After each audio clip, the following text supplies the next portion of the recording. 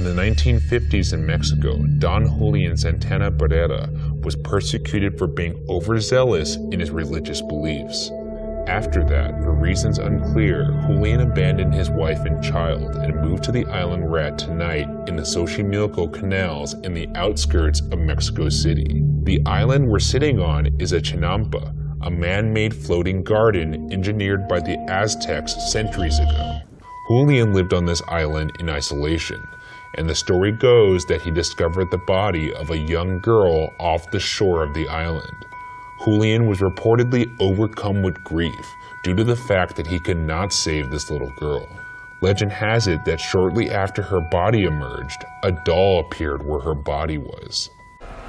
However, Julian didn't stop at one doll. Instead, he began to amass perhaps the creepiest collection in the history of collections. Perhaps he felt the more dolls he hung up, the more protected he would be from the spirit. He would hunt for the lost dolls from the canals and trash near the island, stringing them up in whatever dilapidated condition he found them. And as this island grew, so did the island's reputation, drawing new visitors that would trade dolls for produce grown on the island, consequently creating an extraordinarily bizarre barter system. The compulsion to collect and hang these dolls was so extreme that those close to him believed he was driven by an unseen force that changed him forever. A force that many believe was the spirit of the young girl, haunting or perhaps possessing him to hang the dolls for 50 straight years in isolation on this island. Though he initially seemed to hang the dolls out of respect and a desire for protection, close friends claim that Julian eventually began to believe the dolls were possessed. Those 50 years bring us to 2001, when the collecting of dolls came to an abrupt end. Julian's nephew Anastasio came to the island to help Julian plant pumpkins. According to Anastasio, he left to work on the garden, and when he returned, he discovered the body of his uncle floating in the canal. What's notably chilling is the fact that Julian's body was found drowned in the same spot the girl was found. This is where it went down. This is where he drowned, right here. Cool. Anastasio, who moved to the island after Julian's death, claims the dolls, quote, move their heads and whisper to each other. Who do you think haunts this island? ¿Quién cree usted que esté como en la isla? Pues la muchacha que se ahoga en 1950 porque en las noches se escuchan voces de mujer.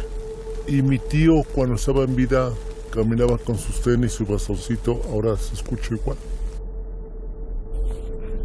Don Julian Santana Barrera was 80 at the time of his death. Some people think that the dolls, or the spirits that inhabit them, might have killed Julian. But to finish this off, let's visit the area that has the most heightened activity on the island. It's a shrine that Julian built inside a shed for his favorite dolls, including the original doll that Julian found all those years ago. This is the shed where he kept his shrine. And there's candles inside, great.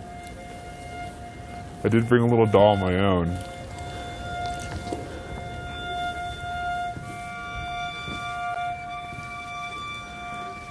This seems like a good spot to leave it, right?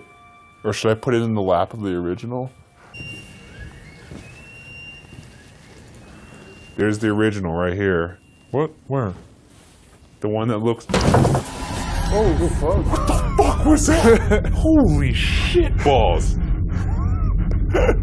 I was just about to put the offering on the original doll and then... Holy shit, look at the spider coming out of it. Oh my god! Let's go. This is also his favorite doll right here. Okay, I don't care what his favorite is. Let's go. There's cats right there. Oh, here are spiders everywhere. Look at the size of that thing. I'm gonna go under. Okay. We've had our fun. Toodaloo, Julian. Can't say it was pleasurable.